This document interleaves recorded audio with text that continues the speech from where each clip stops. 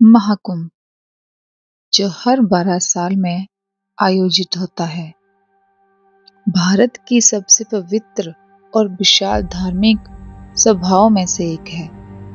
हरिद्वार में गंगा किनारे बसे इस महायज्ञ में लाखों श्रद्धालु आते हैं, लेकिन इस विशाल भीड़ और पूजा पाठ के बीच छिपा था एक डरावना रहस्य। एक ऐसा रहस्य जिसे कोई नहीं जानता था। ये कहानी 1986 की महाकुंभ की है। राधिका और उसके परिवार ने हरिद्वार जाने का निर्णय लिया। गंगा स्नान और साधुओं के आशीर्वाद के लिए उत्साहित वे एक छोटे से गांव में ठहरे, जो मुख्य घाट से थोड़ी दूरी पर था। गांव के लोगों ने राधिका को चेतावनी दी, गंगा किनारे शाम ढलने के बाद मत जाना, यहाँ कुछ अनहोनी होती है। लेकिन राधिका, जो युवा और जिज्ञासु थी, इन बातों को अंधविश्वास मानकर नजरअंदाज कर देती है। शाम ढलते ही घाट पर सन्नाटा छा जाता है। स्थानीय लोग कहते थे कि गंगा के पानी में कुछ अजीब है। कई श्रद्धालु स्नान करने गए, लेकिन वे कभी लौट कर नहीं आए। कुछ लोगों ने पानी से चीखने की आवाजें सुनी, तो कुछ ने गंगा के ऊपर अजीब आकृतियां देखी। एक साधु ने राधिका से कहा, यहाँ सदियों पहले एक विशाल बलिदान हुआ था। महाकुंभ के दौरान कुछ लोग गंगा के नाम पर जीवित इंसानों की बलि देते थे। उनकी आत्माएं अब भी यहाँ भटक रही हैं।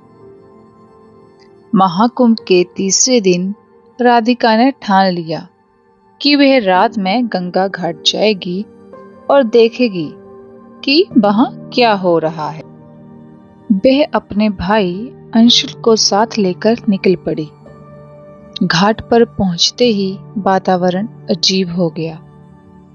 हवा ठंडी और भारी हो गई और गंगा का पानी काला सा दिखने लगा। तभी उन्होंने घाट के पास एक अजीब सी रोशनी देखी। रोशनी के पास जाने पर उन्होंने देखा कि वहां कुछ साधु एक अजीब तरह का अनुष्ठान कर रहे थे। उनके बीच एक लड़की थी, जिसे वे बलिदान के लिए तैयार कर रहे थे।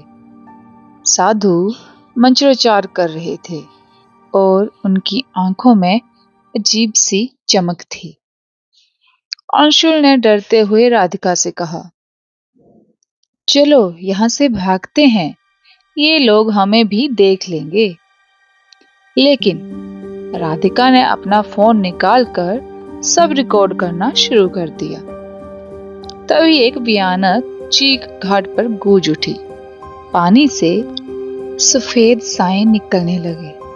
ये उन आत्माओं के साए थे जिन्हें बरसों पहले बलिदान में मारा गया था। वे साधुओं की ओर बढ़ने लगे। साधु डरकर भागने लगे, लेकिन आत्माएं उन्हें गंगा के पानी में खींचने लगी।